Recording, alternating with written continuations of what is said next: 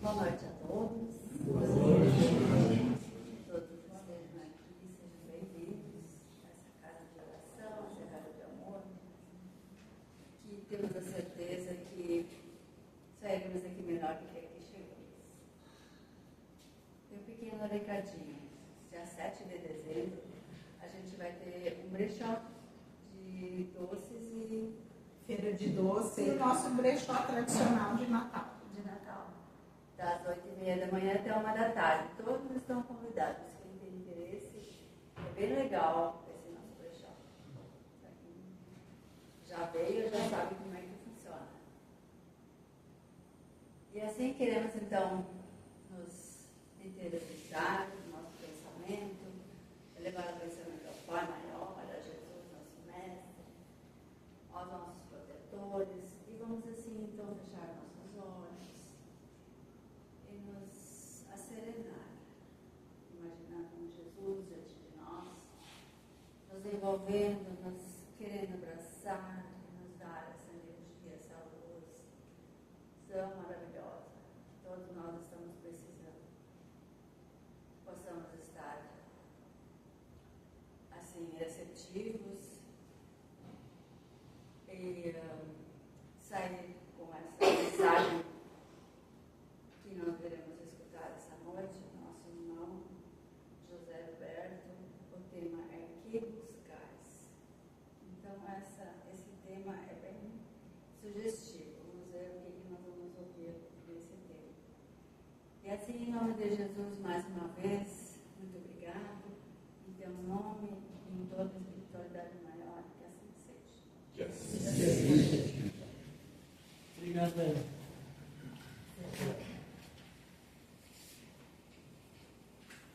Muito boa noite, meus irmãos. A paz do nosso Mestre Jesus. É com muita alegria, com muita gratidão. E é sempre uma alegria de verdade estar aqui. Nós nos sentimos sempre felizes, honrados pelo convite. Muito obrigado. Como disse a nossa querida irmã, nós vamos refletir num tema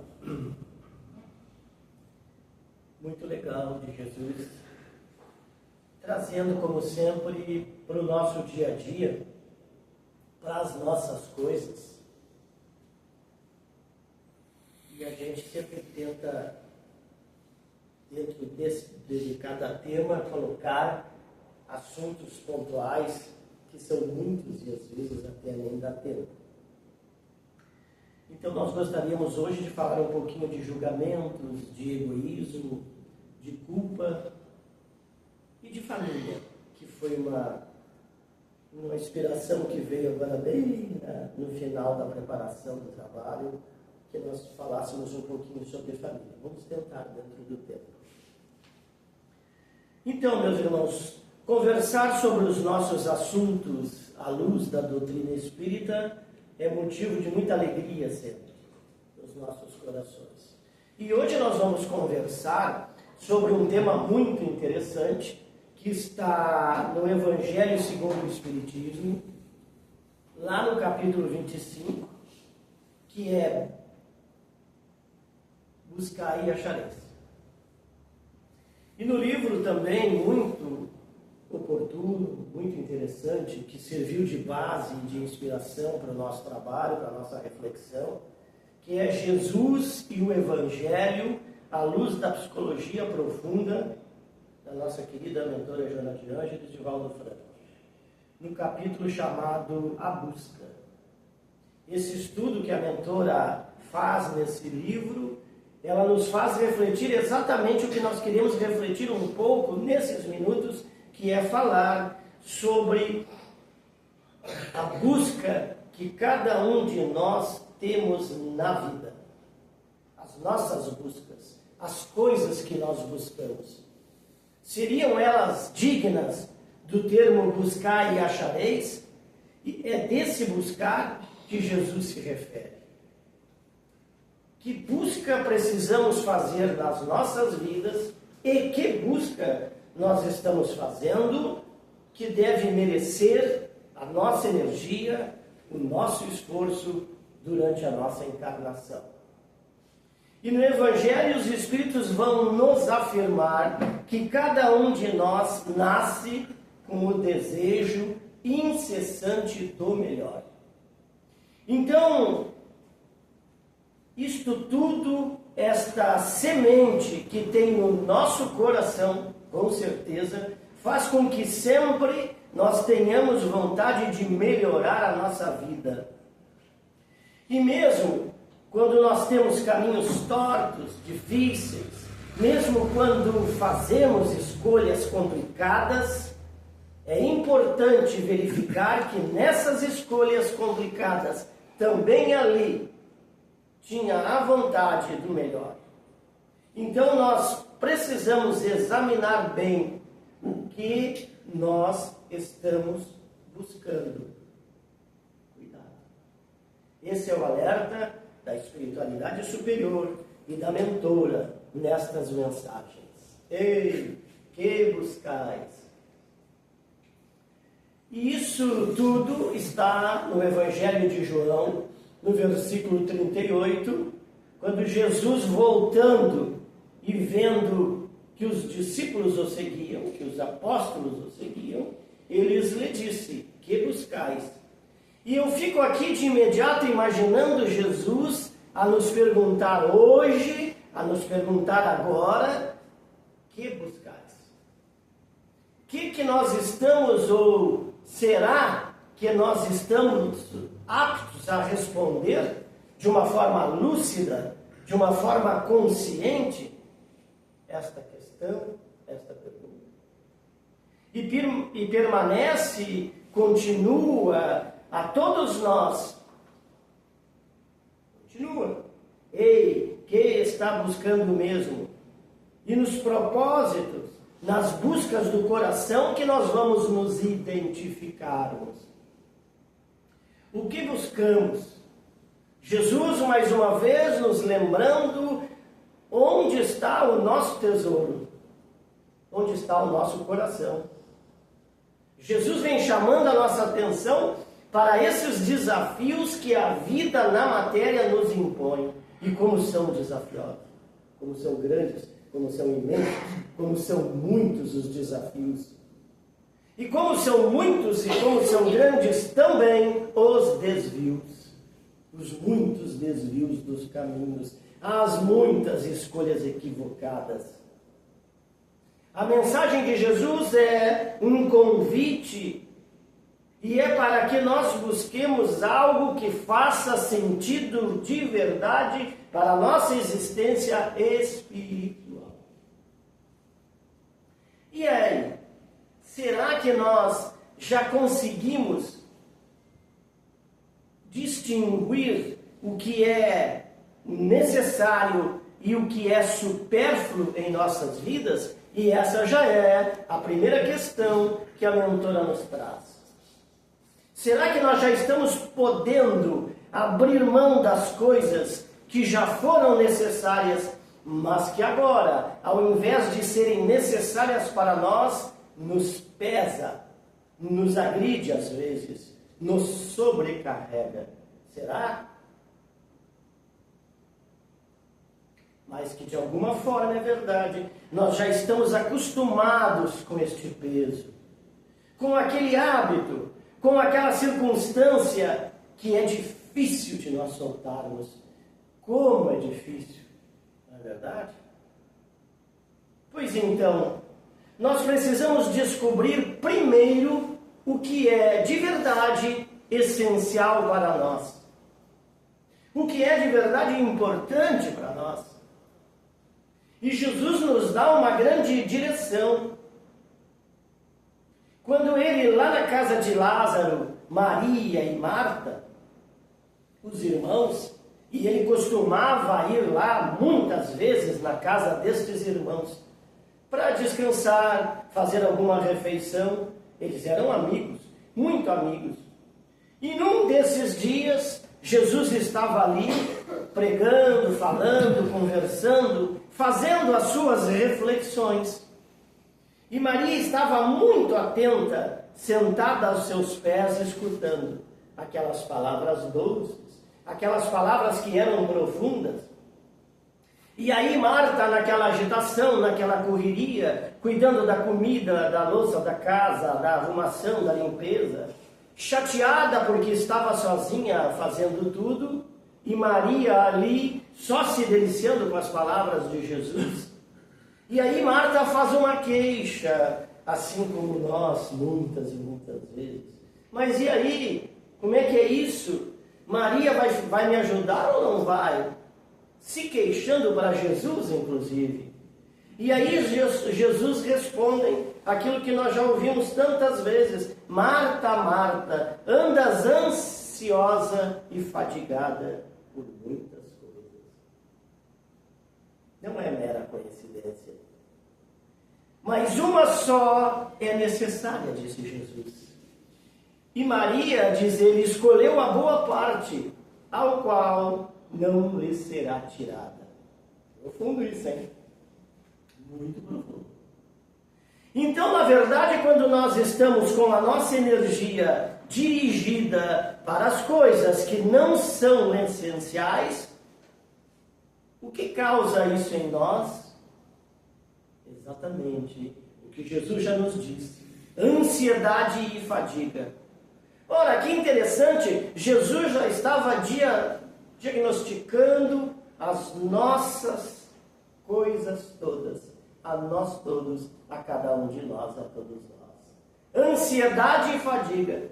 E quando nós nos dirigimos para o que não é essencial, porque quando nós estamos conectados com o essencial, o próprio essencial nos alimenta, nos abastece, nos dá energia. Ao contrário de nos esgotar, de cansar, de nos abater, de nos enfraquecer. Já paramos para pensar que a energia que nós gastamos em 80% do nosso dia, nós não estamos gastando com o essencial? Isto são dados. 80%. Onde estamos e como estamos buscando? Ou nós estamos gastando a nossa energia com aquilo que nós achamos que é essencial, mas que na verdade não é tanto assim. E talvez seja até supérfluo. Porque nós gostamos mesmo do supérfluo, muitas e muitas vezes. E lá na questão 717 do Livro dos Espíritos, nos diz os Espíritos a Kardec: criamos muitas necessidades. E Kardec vai nos dizer que não tem nada de absoluto. Porque é uma pergunta: nós criamos coisas que são necessárias? Ou são supérfluas? Exatamente a pergunta. Então Kardec vai nos dizer que não tem nada de absoluto. Está lá na questão 717 e 718 e 19, que são espetaculares para nos explicar isso, porque eles vão nos dizer que nós temos que investigar. Não tem nada de absoluto. Os Espíritos não nos apontam, não nos dizem. Eles dizem: temos que investigar, temos que olhar, temos que observar, temos que vivenciar. O que é supérfluo e o que é necessário. E o que é mesmo? Então, o que está nos fadigando, cansando, desgastando? E o que nos traz ansiedade? O que tem nos trazido ansiedade? E Jesus nos dá uma pista, uma dica. Marta, Marta, andas ansiosa e fadigada. Então, se nós estamos nos sentindo cansados, se nós estamos nos sentindo ansiosos, com muita aflição, vamos rever nossas escolhas. Vamos rever nossos pontos de vista. Ei, o que nós temos buscado? Essas buscas. E essa é uma pergunta nossa. Quando Santo Agostinho nos ensina para no final do dia refletirmos o que fizemos de bom, o que fizemos de errado, aonde foi que a gente errou, por que errou, como errou. Essa é a mesma pergunta.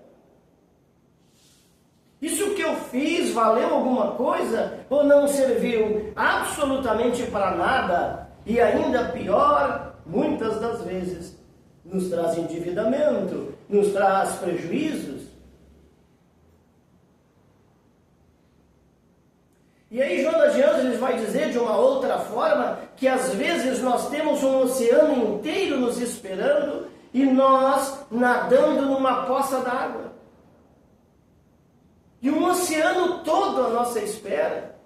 E às vezes nós nos pegamos vivendo numa poça d'água porque ela é confortável, porque ela é previsível, porque ela se torna a zona de conforto. Parece que ela nos protege, como se fosse tudo que existe. Mas aí vem a pergunta que não quer calar. Será que a poça é tudo que nós merecemos? Será que essa poça é aquilo tudo que nós estamos buscando? Olha só, existe um oceano inteiro lá fora, profundo, imenso, cheio de possibilidades, de recursos, de saídas, de respostas. Mas parece que nós não vamos até ele. E qual seria o motivo que nós não estamos indo até ele? Será que esse oceano nos assusta ainda? Por ser imprevisível? Por exigir coragem? A poça é conhecida, mesmo que ela não seja suficiente. Vamos refletir. Esse é o objetivo. Quanto mais nós nos limitamos ao que é pequeno, seguro, menos nós vamos descobrir o que poderia ser as nossas potencialidades. A poça tem água parada. O oceano ele tem água corrente, tem correnteza, tem vida, tem movimentação, tem transformação. E é para isso que nós viemos. Dá para sentir a diferença? O que é esse desafio de sair dessa bordinha? E quem sabe hoje é o grande dia para nós darmos o primeiro passo e começarmos a explorar o que é além daquilo que nós já conhecemos. Consideremos assim, todo dia, uma oportunidade ímpar, valiosa, bendita, de sair da poça d'água. Vamos escolher o caminho que a gente quer seguir. Vamos escolher o caminho que a gente quer seguir e siga. Nós podemos sim nos modificar para tentar melhorarmos o mundo, a nós, mas nos melhorar a nós mesmos é obrigação nossa. Melhorar os outros pode acontecer sim com um olhar amoroso, com um jeito amoroso. Sim, pode. Pode, nós estamos aqui também para melhorar o outro, sim. Se os outros permitirem que nós façamos. Se ele nos dá um cartão vermelho, nós não podemos atravessar, pular aquela barreira que nós gostamos de dizer, vivenciar e falar que é o livre-arbítrio.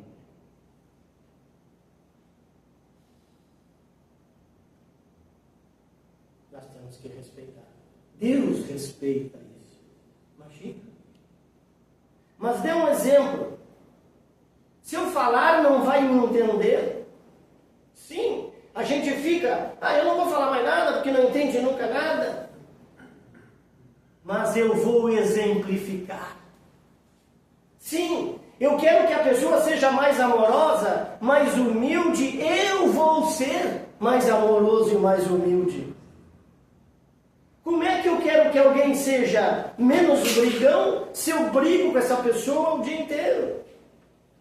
Como é que eu quero que a pessoa melhore se eu faço a mesma coisa com ela? Exatamente igual. Que exemplo eu estou dando para ela?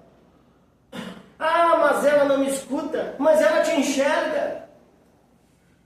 ela te enxerga, ela sabe o passo que você está dando, todos os passos que você está dando. O passo para a paz, o passo para a união, o passo para o bem, o passo para a fraternidade. Todos os passos ela vai entender, porque ela está vendo. É ação. É muito diferente de falarmos e falarmos. Quantas vezes nós nos falamos dizendo: vou fazendo tudo no automático, nem me dou conta do que fiz. Nós ainda temos nesse ponto. E assim que nós despertamos pela manhã, tomamos o café, saímos para o trabalho, tudo repetido, tudo como sempre, lembram da poça d'água? Que tal nós retomarmos o fio da nossa vida e voltarmos a ser donos de nós mesmos? Quase sempre nós só damos conta da riqueza que nós tínhamos quando nós perdemos ou parte dela ou toda ela, infelizmente.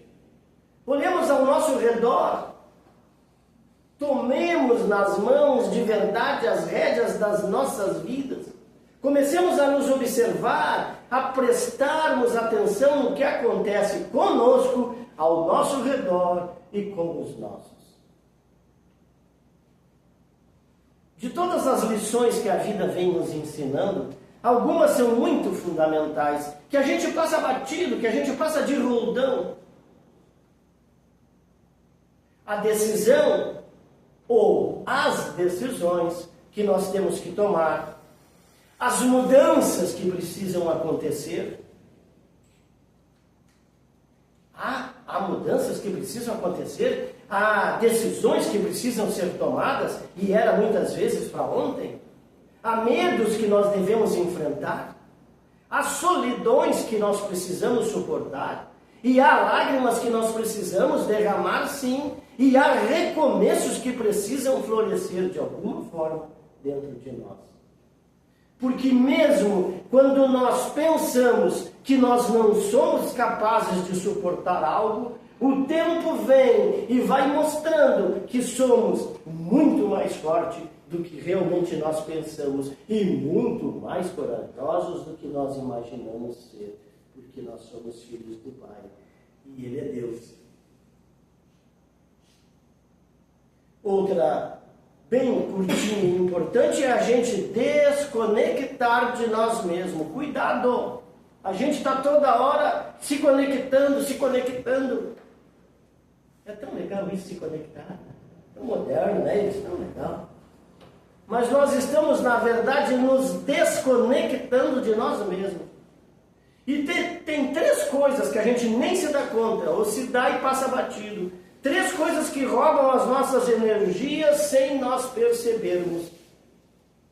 Primeira, essa aqui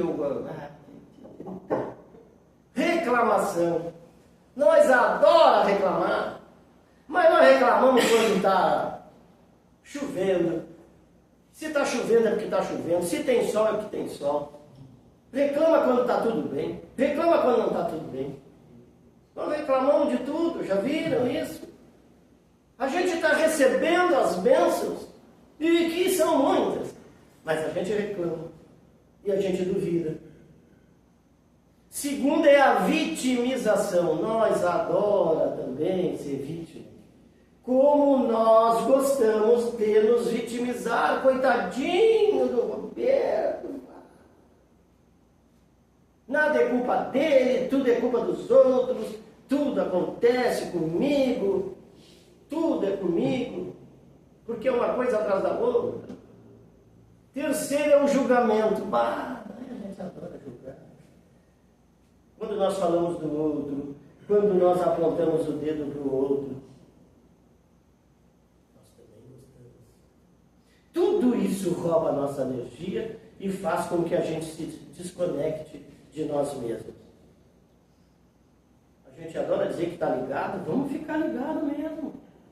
Vamos repensar, rever, recomeçar. Outra coisa muito... Tem que ver a hora que eu não enxergo, tá, gente? Outra coisa muito interessante que nós ouvimos hoje, e a gente ouve ainda hoje, acho que sempre ouviu. Ah, eu não levo desaforo para casa. Não levo, bem certinho. Se alguém me contrariar, eu imediatamente reajo, respondo, não deixo barato, mando ver. Nome disso? Desequilíbrio. Não leva desaforo para a casa física, mas leva desaforo para a casa mental, para o coração. Por isso, uma pessoa impulsiva que não protege as suas emoções é hiperreativa, só piora. Isso quem está nos dizendo é a mentora Joana de Ângeles. Não protege as suas emoções, só piora. Olha as gastrites, as úlceras, as mágoas retidas, contidas, antigas. Tem mágoa com teia de aranha de 1914, tem de encarnação passada, esse estresse extremo e outras coisas piores. Por isso que uma pessoa ansiosa, que não se recicla, a sua ansiedade não filtra os seus estímulos estressantes, não diminui a expectativa em relação aos outros, tudo isso aumenta a sua ansiedade ao longo do tempo. E vai no acumulado, como eu gosto de falar. Descontrole mental é um dos problemas mais graves que o ser humano tem na vida. Ele fica totalmente sem ter as rédeas da sua vida na sua mão. E ela vai dizer de uma outra forma, pelo amor de Deus, controle sua bendita mente, controle os seus pensamentos e, óbvio, controle suas palavras. Sai cada coisa, né? Culpados, adoramos culpar. Como é bom culpar os outros. Ah, fulano é culpado. No casamento é a sogra, isso é moda, tá? Desculpa aí, só para falar que é a sogra. No trabalho é o patrão, numa reclamação de trabalho é o capital, nas religiões às vezes é o diabo, coitado. Ou seja, já tem todo um culpado de plantão. Tudo tem um culpado de plantão. Tudo tem um bode expiatório. Para nós despejarmos tudo ali e nos sentirmos inocentes. Isso é um mecanismo, colocar a culpa toda no outro. Muito útil, nós achamos. Mas tem uma contraindicação seríssima. Nós não crescemos, nós não evoluímos, porque o outro é quem tem que mudar e não nós. Uma ocasião, um sábio antigo chamado Apolônio de Tiana, ele conversava com uns dos seus discípulos exatamente sobre essa ideia. Que nada acontece ao homem por acaso. Que a doutrina espírita, brilhantemente, como sempre, desde tanto cedo já nos ensinou. Nada, absolutamente nada, acontece por acaso. Se existe um arqueiro, ele está falando, o Apolônio, é muito interessante. Se existe um arqueiro de arco e flecha no alto de uma montanha, o Senhor não está vendo, o Senhor não tem como prevenir, e ele dispara uma flecha no Senhor. Ficamos pensando na história de Apolônio. Por alguma razão, eu não passaria nessa estrada nesse dia, se eu não tivesse a necessidade da experiência, ele vai dizer. Por alguma razão, eu não estaria ali. E se isso não tem nada para me ensinar nesse dia, eu pegaria outro caminho, sem nem saber por quê. Já viram isso, né? 5 tipos de pessoas que nós precisamos apreciar nessas buscas. As que se preocupam conosco, as que nos corrigem, as que estão conosco nos momentos bons e ruins, as que querem te ver bem e as que te dizem a verdade. E pare de falar que você não precisa de ninguém. Às vezes sai com essa. Até para carregar o nosso caixão precisa de 4 pessoas. E se for cremado, precisa de Eu quero terminar, gente. A gente se acha tanto. Eu quero terminar com a historinha que o Glênio me deixou contar. Ele me contou fantasticamente, claro que eu não vou saber contar, como ele contou, ele nem está aqui, né? E eu pedi para ele me contar. Ele disse, conta. Ele não está aqui. Outro dia ele perguntou se eu tinha contado. Vou contar agora. Para nós encerrarmos. Eu acho de uma beleza isso. Luiz ligou para seu amigo Júlio, apreensivo, agoniado. Lhe disse, meu amigo, eu estou precisando de ajuda. A minha mãe está muito doente. Eu preciso comprar os medicamentos para ela. E não tenho nada de dinheiro. Júlio calmamente lhe responde, está bem, meu querido amigo, vou dar um jeito. Me liga depois do expediente. E assim, passando as horas, depois do expediente, Luiz começou a ligar para o seu amigo. Ligava, tentou ligar repetidas vezes, muitas vezes, e só dava desligado. Até que cansou, triste, abatido, desolado, julgando que o amigo tinha o abandonado, pois tinha desligado o telefone para não ajudá-lo. Tinha fugido. Luiz, desapontado, voltou para casa, achando que aquele amigo tinha desligado o telefone na hora que ele mais precisava. Ele volta para casa. Chegando no quarto da sua mãe, com lágrima nos olhos, ele encontrou um saco de medicamentos junto da almofada onde a sua mãe estava dormindo. Surpreso, perguntou para o seu irmão, ué, quem trouxe esses medicamentos? E seu irmão respondeu, seu amigo Júlio veio aqui, recolheu todas as receitas e trouxe todos os medicamentos da mamãe. Ele já foi embora, já faz um tempinho. E ele, sorrindo com os olhos cheios de lágrimas, saiu à procura do seu amigo. E encontrando seu amigo, perguntou, onde você estava? Que não me atende? Eu ligo, liguei várias vezes e nada. Ainda cobrando?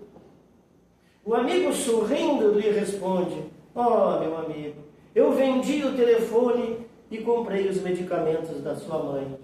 Por isso não consegui falar com ele. Que Deus. Muito obrigado, meus irmãos.